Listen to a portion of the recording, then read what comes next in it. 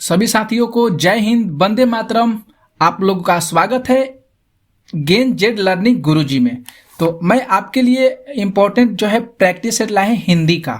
बहुत इम्पोर्टेंट है, बहुत महत्वपूर्ण है। ये अदर कम्पिटिटिव जितने सारे एग्जाम हैं हिंदी वाले एग्जाम जो है उसमें ऐसे प्रश्न बार बार पूछे जाते हैं। तो ये आपके लिए बहुत अच्छा होगा। आप लोग नए इस चैनल पर विजिट किए हैं तो आप लोग इस चैनल को जरूर सब्सक्राइब करके रखिएगा। ऐसे ही प्रश्नों को हम लोग डेली करेंगे और नीचे डिस्क्रिप्शन में टेलीग्राम चैनल का लिंक दिया गया है, आप वहां पे जाकर टेलीग्राम चैनल को ज्वाइन कर लीजिएगा और आपको जो जो क्लासें होगी वहां पे उस सारी क्लासें का PDF वहां पे उपलब्ध होगा। तो आप लोग इस चैनल को जरूर सब्सक्राइब कर लीजिएगा। तो आते हैं प्रश्न संख्या 1 पे। प्रश्न 1 को देख लेते हैं। प्रश्न संख्या 1 क्या कह रहा है। 1 नंबर जो प्रश्न कर रहा है कि कर्ति कर्मणो कृति इत्यनेन सूत्रेण का विभक्ति विरुध्यते। इसमें बताना है कि इसमें कौन सी विभक्ति है, प्रथमा विभक्ति है कि षष्ठी विभक्ति है कि चतुर्थी की पंचमी। तो बहुत अच्छा प्रश्न है ये एग्जाम में पूछा भी गया है। तो यहाँ पे बी ऑप्शन जो है विकल्प ये सही हो रहा है। इसमें कौन सी विभक्ति है तो षष्ठी विभक्ति है। इसमें कौन सी विभक्ति है, षष्ठी विभक्ति है। इसके जो है हम लोग हिंदी करके रूपांतरण कर लेते हैं और इसका हिंदी क्या हो रहा है कि कृदंत के युग में कर्ता तथा कर्म में षष्ठी विभक्ति होती है। कृदंत के युग में कर्ता तथा कर्म में षष्ठी विभक्ति होती है। तो यहाँ पे षष्ठी विभक्ति सही है। आगे प्रश्नों को देखिए। प्रश्न संख्या 2 जो यहाँ पे प्रश्न कर रहा है कि राम रावण ममार में कौन सा लकार है। बहुत अच्छा प्रश्न है ये। इसमें लिट लकार, लड लकार, लट लकार और लट लकार दोनों हो गया।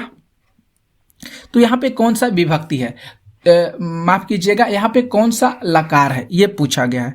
तो इसमें जो ऑप्शन नंबर ए है ये बिल्कुल सही हो रहा है। सही जवाब है लिट लकार है। राम रावणम ममार, इसमें कौन सा जो है विभक्ति है, लकार है। तो इसमें लिट लकार का प्रयोग किया गया है क्योंकि लकार का जो प्रयोग है भूतकाल के लिए किया जाता है। लकार का प्रयोग जो है अति प्राचीन भूतकाल के लिए किया जाता है। तो ये जो है प्रश्न का उत्तर जो होगा ए ऑप्शन सही होगा। आगे प्रश्नों को देखिए। प्रश्न संख्या 3, ये भी प्रश्न बहुत अच्छा है, इंपॉर्टेंट है। देखिए प्रश्न को हम स्टार लगा देते हैं क्योंकि ये प्रश्न जो है अदर बहुत सारे कम्पिटिटिव एग्जाम जो हुए हैं उसमें ये प्रश्न को पूछा गया है। इसमें प्रश्न है कि पितृ शब्द के प्रथमा, यहाँ पे दिया शब्द के प्रथमा बहुवचन का रूप क्या है। तो यहाँ पे पितृ, पितरा, पितर और पितार है। यहाँ पे अब कौन सा विकल्प सही हो रहा है। तो यहाँ पे सी ऑप्शन जो है यहाँ पे ये सही हो रहा है।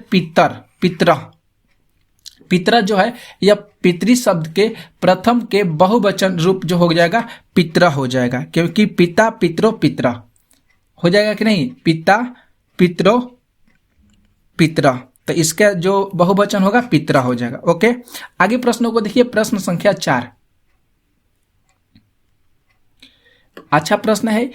4 जो प्रश्न करे कि सज्जन का संधि विच्छेद क्या होगा। सद प्लस जन, स प्लस जन, सत प्लस जन और सज प्लस जन। तो यहाँ पे जो सी विकल्प है ये सही हो रहा है। सत प्लस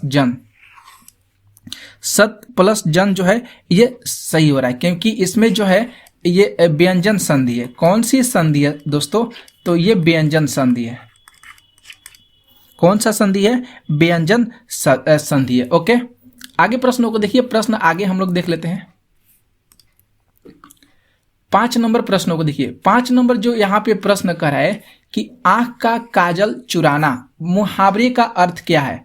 तो सामने या पास की वस्तु चुरा लेना, आंख में लगाने वाले काजल की चोरी करना, मामूली वस्तु की चोरी करना, असंभव प्रकार की चोरी का प्रयत्न करना। तो 5 का जो ऑप्शन यहाँ पे ए हो रहा है ये सही हो रहा है। सामने या पास की वस्तु चुरा लेना। इस मुहावरे का जो अर्थ है आंख का काजल चुराना, मतलब इसका अर्थ हुआ कि सामने या पास की वस्तु चुरा लेना। ओके, आगे प्रश्नों को देखिए। प्रश्न संख्या 6, 6 नंबर जो प्रश्न करा है कि किस वाक्यांश के लिए सही शब्द लिखा गया है। तो यहाँ पे ए में कह रहा है कि जिसको पूर्व जन्म की बात याद है, जिसको हम कह सकते हैं जाति स्मरक। बी में कह रहा है कि जिसका यौन छत नहीं हुआ है उसको छत यौन कहते हैं। सी कह रहा है कि ईश्वर पर विश्वास करने वाले को हम नास्तिक कहते हैं। और डी में कह रहा है कि कलम की कमाई खाने वाले को मसीह जीवी कहते हैं। तो यहाँ पे कौन सा जो वाक्यांश है यहाँ पे सही हो रहा है? तो यहाँ पे जो डी विकल्प जो है ये सही हो रहा है। कलम की कमाई खाने वाले को हम मसीह जीवी कहते हैं। कलम की कमाई खाने वाले को हम मसीह जीवी कहते हैं, ये सही लिखा गया है दोस्तों। क्या किया गया? इसको सही लिखा गया है, ठीक है। तो यहाँ पे जो होगा देखिए, यहाँ पे कुछ यहाँ पे गलती लिखा गया है। यहाँ पे ए और बी और सी विकल्प में गलत लिखा गया है। जिसका यौन छत नहीं हुआ है उसको चिर यौन कहा जाता है। उसको क्या कहा जाता है? तो चिर यौन कहा जाता है, यह सही होगा। यहाँ पे गलत लिखा गया है, ओके। और ईश्वर पर विश्वास रखने वाले को नास्तिक नहीं कहा जाता है, उसको आस्तिक कहा जाता है। क्या कहा जाता है? तो उसको आस्तिक कहा जाता है। जिसको पूर्व जन्म की बात याद है, हाँ ठीक है। तो यहाँ पे ये सारे विकल्प जो है ये सही है।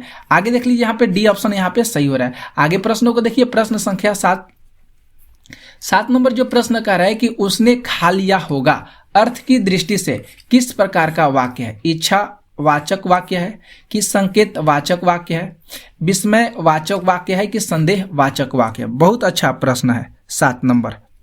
तो ये संदेह वाचक वाक्य है। डी ऑप्शन जो है यहाँ पे सही हो रहा है। उसने खा लिया होगा अर्थ की दृष्टि से पूछा गया है। वाक्य जो है कौन सा वाक्य है? तो संदेह वाचक वाक्य है। और अर्थ की दृष्टि से जो है वाक्य के कितने भेद होते हैं? तो 8 भेद होते हैं। इसे भी आप लोग जरूर याद कर लीजिएगा। कौन कौन से भेद होते हैं? तो विधि वाचक, निषेधवाचक, आज्ञावाचक, प्रश्नवाचक, विस्मयवाचक, संदेहवाचक, इच्छावाचक, संकेतवाचक। ये 8 जो होते हैं अर्थ की दृष्टि से वाक्य के भेद होते हैं। तो यहाँ पे उसने खा लिया होगा, यहाँ पे संदेह की बात कर रहा है, इसीलिए यहाँ पे संदेहवाचक वाक्य हो गया। आगे प्रश्नों को देखिए, प्रश्न 8 जो प्रश्न कर रहे हैं कि निम्नलिखित शब्दों में से एक की वर्तनी शुद्ध है। कौन सी वर्तनी शुद्ध है? तो यहाँ पे अधीन, आकंठ, अकस्मात, आकांड, तांडव। यहाँ पे कौन सा विकल्प सही हो रहा है? तो बी ऑप्शन जो है यहाँ पे ये वर्तनी जो लिखा गया, ये शब्द लिखा गया है आकंठ, ये बिल्कुल शुद्ध लिखा गया, शुद्ध वर्तनी है। अधीन यहाँ पे गलत लिखा गया है, अकस्मात गलत लिखा गया है, और आकंड तांडव जो है यहाँ पे गलत लिखा गया। अधीन कैसे लिखाएगा? तो इसको भी देख लीजिए। अधीन इस तरह से लिखाएगा, अधीन का जो दीर्घई होगा। इसके बाद अकस्मात होता है, अकस्मात होता है, तो यहाँ पे ये गलत लिखा गया है, ठीक है। हाँ, अकस्मात होता है, अकस्मात होता है, ओके। ये अकस्मात होता है। और इसमें यहाँ पे डी में दिया है आकंड तांडव, आकंड तांडव, ये तो सही है, ठीक है। अगले प्रश्नों को देखिए, प्रश्न संख्या 9 को देखिए। 9 प्रश्न जो यहाँ पे कह रहा है कि आदान के लिए विलोम शब्द क्या है? सदान, कृपान, विदान और प्रदान। आदान का विलोम शब्द क्या होता है? तो डी विकल्प यहाँ पे सही हो रहा है। आदान का विलोम शब्द प्रदान होता है, आदान का विलोम शब्द प्रदान होता है। 10 नंबर प्रश्नों को देखिए। प्रश्न 10 करे कि अतिवृष्टि का उचित विलोम दिए गए विकल्पों में से क्या होगा? अतिवृष्टि का अनावृष्टि, कम वृष्टि, अवृष्टि और वृष्टि। तो अतिवृष्टि का जो उचित विलोम होना चाहिए वह कौन सा सही हो रहा है? यहाँ पे ए विकल्प जो है यहाँ पे सही हो रहा है। अतिवृष्टि का विलोम शब्द अनावृष्टि होता है, ओके। आगे प्रश्नों को देखिए, प्रश्न संख्या 11 जो प्रश्न कर रहा है कि कौन से शब्द युग्म का अर्थ भेद सही नहीं है? कौन सा शब्द युग्म जो है यहाँ पे दिया गया है 4 विकल्प में, कौन सा शब्द युग्म का अर्थ जो है भेद जो है सही नहीं है? तो अनिष्ट, अनिष्ट, यहाँ पे बुरा, निष्ठाहीन, अचल, अचल, अचल अचला, पर्वत नारी, अंश, अंश, हिस्सा, कंधा, तरंग तुरंग लहर घोड़ा, कौन सा यहाँ पे जो है गलत लिखा गया है? तो यहाँ पे जो बी ऑप्शन जो दिया गया है साथियों, यहाँ पे बी ऑप्शन को गलत लिखा गया है, क्योंकि अचल अचला और इसके बाद यहाँ पे पर्वत और यहाँ पे दिया है नारी, ये बिल्कुल क्या है, गलत है। क्योंकि अचल और अचला में जो होता है यहाँ पे शुद्ध कौन सा होना चाहिए, ये गलत लिखा गया है, यहीं पे गलत हो गया है। यहाँ पे क्या होगा इसका अर्थ, तो यहाँ पे पर्वत और पृथ्वी हो जाएगा।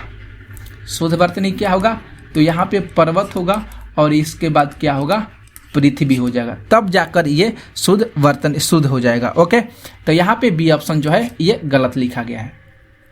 आगे प्रश्न को देखिए 12 जो प्रश्न करे कि कामदेव का परिवाची शब्द कौन सा है? सरोज, उरोज, मनोज और पाथोज। तो यहाँ पे सी ऑप्शन जो है यहाँ पे सही हो रहा है। कामदेव का जो परिवाची शब्द होना चाहिए कौन सा होना चाहिए, मनोज हो रहा है। कामदेव का परिवाची शब्द क्या होगा, मनोज हो जाएगा। ओके, और इसका अन्य परिवाची शब्द की बात की जाए तो इसका परिवाची शब्द मदन भी होगा, इसका परिवाची शब्द कामदेव का मदन भी होगा, ठीक है, हाँ मदन भी होगा, अनंग भी होगा और बहुत सारे इसके परिवाची शब्द हो जाएंगे। ओके, और सरोज जो हो जाएगा ये किसका परिवाची शब्द है, तो ये कमल का परिवाची शब्द है। किसका परिवाची शब्द है, कमल का परिवाची शब्द है। और उरोज किसका परिवाची शब्द है, तो ये उरोज जो है स्तन का परिवाची शब्द है, स्तन का परिवाची शब्द है। ओके, इतना आप लोग को समझ में आ रहा होगा। अगले प्रश्नों को देखिए, प्रश्न संख्या 13 जो प्रश्न है कि निम्नांकित में से कौन सा शब्द सूर्य का परिवाची शब्द नहीं है? रसीम, दिवाकर, भास्कर, अंशु, माली। तो यहाँ पे जो पूछा गया कौन सा नहीं है, तो यहाँ पे ए विकल्प जो दिया गया है ये रसीम जो है ये बिल्कुल गलत है। दिनकर, दिवाकर, यहाँ पे दिवाकर, भास्कर और अंशु, माली ये जो है सूर्य का परिवाची शब्द है। और सूर्य का बहुत सारे परिवाची शब्द होता है, रवि, प्रभाकर, पतंग, सविता, हंस, आदित्य, अर्क, भानु, ये सब जो है सूर्य के परिवाची शब्द होते हैं। और जबकि रसीम जो है ये किसका परिवाची शब्द है, तो ये किरण का परिवाची शब्द है। किसका परिवाची शब्द है, तो किरण का परिवाची शब्द है। आगे प्रश्न पे आते हैं 14 प्रश्न करें कि निम्नलिखित में से कौन सा शब्द देशज है? कौन सा शब्द जो है देशज है? डिबिया, चाबी, स्लेट और अलमारी। तो यहाँ पे जो ए विकल्प जो है ये बिल्कुल सही हो रहा है, क्योंकि डिबिया जो है एक देशज शब्द है, जबकि चाबी, स्लेट, अलमारी ये तीनों जो शब्द हैं ये कौन से शब्द हैं, ये विदेशज शब्द है। कौन से शब्द हैं, तो ये विदेशज शब्द है। और बाकी जो डिबिया है ये देशज शब्द है। आगे प्रश्नों को देखिए, प्रश्न संख्या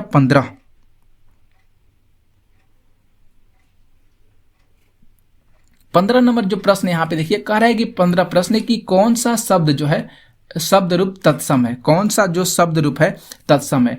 कर्म, काम, कार्म और कारज। तो ये विकल्प यहाँ पे सही हो रहा है। कर्म जो है एक शब्द का तत्सम रूप है, ठीक है। और ये जो है तद्भव है, ये कौन सा रूप है, ये तद्भव रूप हो जाएगा। काम जो होगा तद्भव है और कर्म जो है ये कौन सा है, तो ये तत्सम शब्द है। कर्म तत्सम शब्द है और काम तद्भव शब्द है, ठीक है।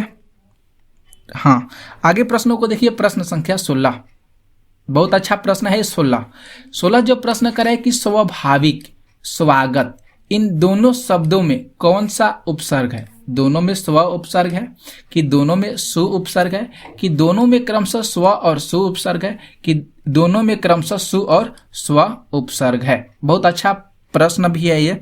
तो 16 का सी विकल्प यहाँ पे सही हो रहा है। यहाँ पे दोनों में क्रमशः स्व और सु जो है ये क्या है, उपसर्ग है। क्योंकि उपसर्ग किसे कहा जाता है, तो उपसर्ग किसे कहा जाता है, तो उपसर्ग वह शब्दांश है जो किसी शब्द के पहले लगकर उसके अर्थ में परिवर्तन कर देता है, उसे हम उपसर्ग कहते हैं। तो यहाँ पे सुबह हो जाएगा, ये उपसर्ग हो जाएगा। और यहाँ पे स्वागत में सु प्लस आगत होता है। सु प्लस क्या होता है, आगत होता है। तो यहाँ पे सु जो हो जाएगा ये उपसर्ग होगा। और स्वाभाविक में क्या होगा, स्व प्लस भाव प्लस ईक हो जाएगा। स्वाभाविक का अगर संधि विच्छेद करें तो स्व प्लस भाव प्लस ईक हो जाएगा, तो स्व जो हो जाएगा उपसर्ग हो जाएगा, स्वागत में सु जो हो जाएगा ये उपसर्ग हो जाएगा। ओके, आप लोग को क्लियर तरीका से समझ में आ रहा होगा। आगे प्रश्नों को देखिए 17 प्रश्न करें कि उस वाक्यांश, माफ कीजिए यहाँ पे, उस शब्दांश को क्या कहते हैं जो किसी शब्द से पूर्व लगकर उस शब्द का अर्थ बदल देता है। उसे प्रत्यय कहते हैं कि उपसर्ग कहते हैं कि समास कहते हैं कि लिंग कहते हैं, तो उसे हम उपसर्ग कहते हैं। ऑप्शन बी यहाँ पे सही हो रहा है, क्योंकि अभी जस्ट हमने बताया है कि उपसर्ग वह शब्दांश है जो किसी शब्द के पहले लगकर, मतलब पूर्व लगकर उस शब्द के अर्थ को बदल देता है, उसी को हम उपसर्ग कहते हैं। जैसे विहार, जैसे विहार, तो विहार में क्या होगा, वी प्लस हार हो जाएगा। तो ये देखिए वी प्लस हार जो हो गया ना, इसमें ये वी जो है उपसर्ग है, और इसको हम किसी शब्द के पूर्व लगकर उसके अर्थ को क्या करता है, इसमें चेंज कर देता है, उसको बदल देता है। ठीक है, हाँ, जैसे प्रहार की बात किया जाए तो प्रहार में प्र प्लस क्या हो जाएगा, हार, तो प्र क्या हो जाएगा, ये उपसर्ग हो जाएगा। ओके, इतना आप लोग को समझ में आ गया। आगे प्रश्नों को देखिए, प्रश्न संख्या 18 प्रश्न है कि लौकिक जो है शब्द में कौन सा प्रत्यय है। यहाँ पे लौकिक में लोइक, कीक, अक और ईक। बहुत अच्छा प्रश्न है ये। तो यहाँ पे डी ऑप्शन सही हो रहा है। ईक जो प्रत्यय है ये लौकिक का प्रत्यय रूप माने, क्योंकि लौकिक का अगर संधि विच्छेद करेंगे तो लोक आप प्लस में ईक हो जाएगा, तो ईक जो हो जाएगा यहाँ पे ये प्रत्यय हो जाएगा। और प्रत्यय होता क्या है कि प्रत्यय वह शब्दांश है जो किसी शब्द के अंत में लगकर उसके अर्थ को बदल देता है, उसे हम प्रत्यय कहते हैं। और उपसर्ग पहले लगता है और प्रत्यय बाद में लगता है। इतना क्लियर हो गया। आगे प्रश्नों को देखिए, प्रश्न संख्या 19 प्रश्न कर रहा है कि इन युग्मों में से कौन सा सही नहीं है। नीलोत्पलम, कर्मधारय समास, दशानंद, बहुब्रीहि समास, राम लक्ष्मणो, अव्ययी भाव समास और दिवा रात्रि द्वंद्व समास। तो सी विकल्प यहाँ पे ये सही हो रहा है, सही नहीं है। कौन सा युग्म पूछा गया है कि सही नहीं है, तो ये युग्म जो दिया गया है, जोड़ा दिया गया है, ये बिल्कुल सही नहीं है, ये गलत है। क्योंकि राम लक्ष्मणो जो दिया गया है यहाँ पे अव्ययी भाव समास न होकर ये कौन सा समास हो जाएगा, ये द्वंद्व समास हो जाएगा। ये गलत दिया गया है।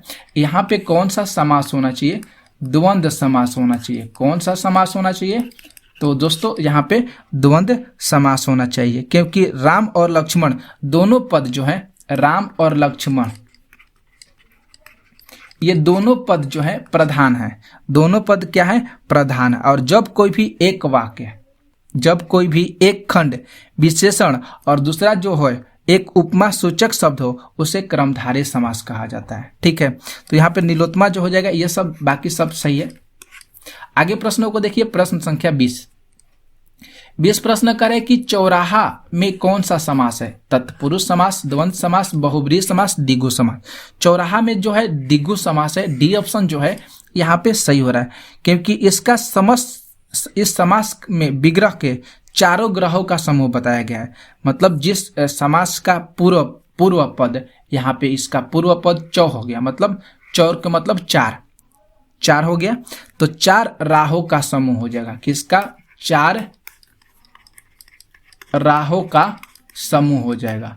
तो 4 जो है यहाँ पे क्या है, ये संख्यावाचक है, इसलिए ये क्या हो गया, ये द्विगु समास हो गया। और द्विगु समास के 2 भेद होते हैं, एक समाहार द्विगु होता है और दूसरा जो होता है उत्तर प्रधान द्विगु होता है। बहुत यहाँ से भी समाहार द्विगु और उत्तर प्रधान द्विगु से भी प्रश्न पूछे जाते हैं। आगे प्रश्नों को देखिए, प्रश्न 21 प्रश्न करें कि प्रजाहित में कौन सा समास है। बहुब्रीहि, तत्पुरुष, द्वंद्व और अव्ययी भाव समास। तो ये भी आप लोग जरूर बता दीजिएगा। प्रजाहित जो है ये तत्पुरुष समास है। प्रजाहित जो है ये कौन सा समास है, तत्पुरुष समास है, क्योंकि प्रजा के हित के बारे में बात कर रहे हैं। प्रजा का हित, किसका हित साथियों, तो प्रजा का हित, प्रजा का हित। और तत्पुरुष समास का उत्तर पद प्रधान होता है और पूर्व पद जो होता है गौण होता है उसी। ठीक है, आगे प्रश्नों को देखिए, प्रश्न संख्या 22 22 प्रश्न करें कि धर्म बुद्धि में समास कौन सा है। धर्म बुद्धि में समास कौन सा है। तत्पुरुष, बहुब्रीहि, कर्मधारय और द्वंद्व। तो यहाँ पे सी ऑप्शन जो है यहाँ पे सही हो रहा है, कर्मधारय समास है। धर्म बुद्धि जो है ये कौन सा समास है, कर्मधारय समास है, क्योंकि कर्मधारय समास में विशेष्य और विशेषण, उपमेय और उपमान का प्रयोग होता है। उसी को हम कर्मधारय समास के नाम से जानते हैं। जैसे कमल नयन, कमल नयन महापुरुष, कमल यहाँ पे लिख देते हैं कमल नयन, कमल नयन महापुरुष। कौन सा पुरुष, तो महापुरुष। ये सब जो हो जाएंगे कर्मधारय समास का एग्जाम्पल है, उदाहरण है। 23 प्रश्नों को देखिए। 23 जो प्रश्न यहाँ पे कर रहे हैं कि पवन जो है ये शब्द में कौन सा संधि है। गुण संधि, यण संधि, अयादि संधि, वृद्धि संधि। तो यहाँ पे सी ऑप्शन सही हो रहा है, अयादि संधि है। पवन जो है कौन सा शब्द है, तो पवन शब्द में अयादि संधि है, क्योंकि अगर हम इसका संधि विच्छेद की बात करें तो पो आप प्लस में क्या होता है, अन होता है, तब जाकर मिलकर बनता है पवन। तो यहाँ पे सी ऑप्शन जो है यहाँ पे सही हो रहा है। ठीक है। हाँ, अगले प्रश्नों को देखिए। प्रश्न संख्या आते हैं 24। 24 प्रश्न कर रहा है कि क प्लस अपी की संधि क्या होगी। कपि, कपि, करसी, कोटपी।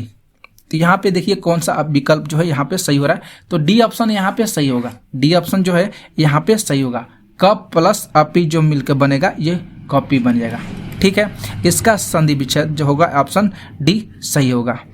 अगले प्रश्नों को देखिए। प्रश्न संख्या 25। 25 का है कि उच्छिष्ट शब्द का सही संधि विच्छेद क्या। उत प्लस शिष्ट, उत प्लस चिष्ट, उद प्लस चिट और उद प्लस शिष्ट। बहुत अच्छा ये भी प्रश्न है। तो यहाँ पे जो ऑप्शन ए हो रहा है यहाँ पे सही हो रहा है, उत प्लस शिष्ट जो हो जाएगा उच्छिष्ट का संधि विच्छेद हो जाएगा। सही है, उत प्लस शिष्ट हो जाएगा। ओके।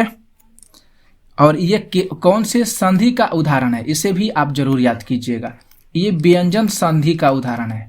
प्रश्न पूछा जा सकता है कि निम्नलिखित में से कौन सा व्यंजन संधि है। तो यह व्यंजन संधि का उदाहरण है। किसका उदाहरण है, व्यंजन संधि का उदाहरण है। ओके। और व्यंजन संधि में त द के बाद स हो, त द के बाद स हो, तो वहां पे त और द का उच्चारण जो होता है, तो त और द का जो वहां पे उच्चारण होता है वह च और स का छ हो जाता है। च और छ का क्या होता है यहाँ पे क्या हो जाता है, तो छ हो जाता है। ओके। तो इसे आप जरूर इतना आप लोग अगर अच्छा तरीका से पढ़िएगा तो आप लोग को समझ में आएगा। तो यहाँ पे व्यंजन संधि सही हो रहा है। आप लोग जरूर इस सब के बारे में जरूर जानकारी आप लोग को होगा। 26 प्रश्न कर रहे हैं कि दिग्गज का संधि विच्छेद क्या होगा। दि प्लस गज, दिग प्लस ज, दिग प्लस गज और दिकु प्लस गज।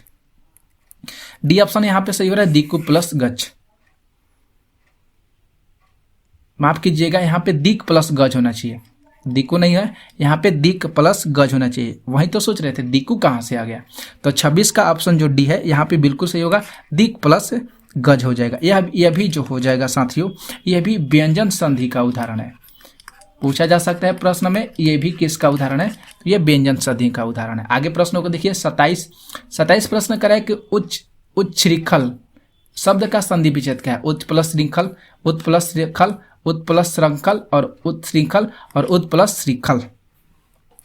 तो यहाँ पे जो ऑप्शन, जब यहाँ पे सी ऑप्शन सही हो रहा है, उत प्लस श्रृंखल जो हो जाएगा उच्छृंखल का संधि विच्छेद हो जाएगा। ठीक है। हाँ, ये भी ये ठीक है। आगे प्रश्नों को देखिए। प्रश्न संख्या 28। संधि विच्छेद गलत पूछा गया है।